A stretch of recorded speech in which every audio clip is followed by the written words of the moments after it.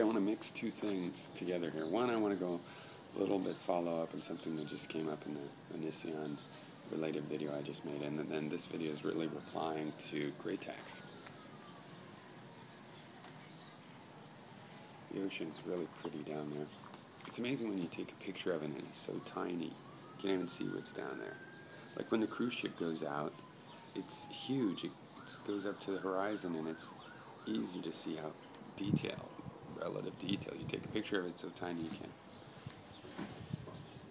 And I realize that has to do with certain kinds of optical illusions based on how the eye is constructed. But let's not make this video about yet a third thing. So with Onision's little list of all what's happened to him, they were all self-serving little one-liners. But one thing that's interesting is a lot of people are like, don't think about it, just let it go. And that's as a way really to avoid that self-serving logic.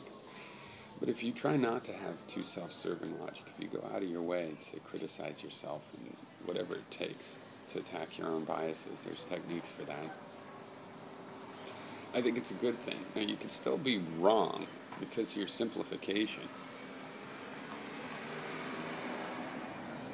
But I think they're good. I think these concepts, these one-line, real quick synopsises of things that go on, if you think about them for a long time, they unravel into a series of more details. You can't add the detail into them, but they allow you to have an emotional closure, is what it is.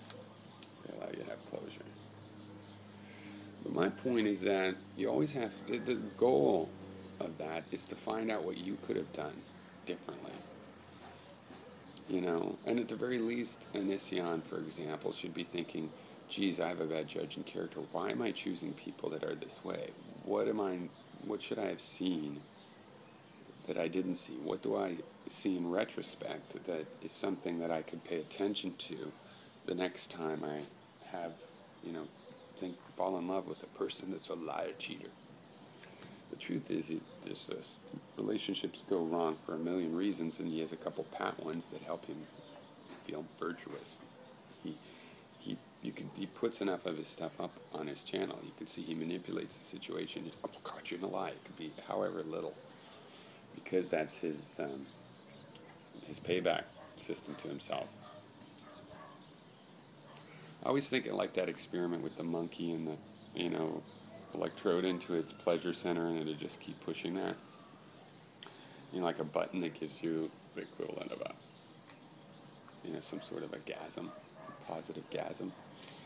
And that's what I think a lot of people are. Craziness is often that people have these kinds of things installed in their own brain and can push their own buttons. And that's one reason it's sort of understandable but disgusting, like masturbation in general. It's understandable, of course, but other people's experiences of it are not particularly palatable. Okay.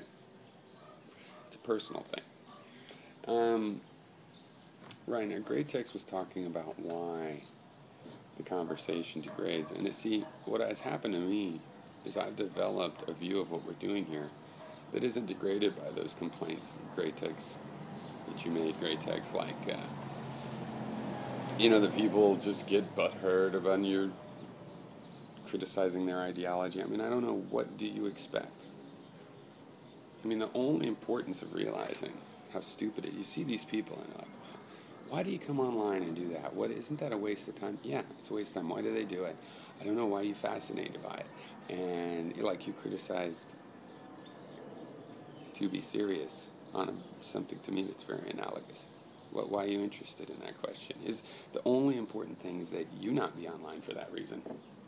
Or if you are online for that reason, that you admitted that, hey, well, I just like it. What can I say? I watch Jackass too. You don't have to feel, you can have pedestrian desires. Maybe it's cathartic. Maybe life is a certain way. And you make your videos another way. Whatever. But let's just admit it. So that the point is that I think that, yeah, I don't want to be online for that kind of reason. So I don't remember ever somebody being convinced to change their position. And to me, that means that empirically, obviously, that's not the point. I didn't do this for 20 years in hope of something that's never happened yet. I've enjoyed this debate and conversation, and obviously it can't be. One thing I think that people mistake is a goal and a bearing, right? A goal and a bearing. A bearing is instantaneously where you're heading, but it doesn't mean you're going to go to that place. If you make a bearing, you can make a bearing to the North Star. You're not going to ever get to the North Star, right? Because your bearing's going to change. So the goals and the bearings are two different things. So yeah, you take a bearing as if you're trying to convince somebody sometimes, but you can't really. That's not really the goal. It's because cutting through at that angle, bearing against somebody, causes, it's like a particle accelerator, and it breaks off little chunks of interesting things that you can then collect.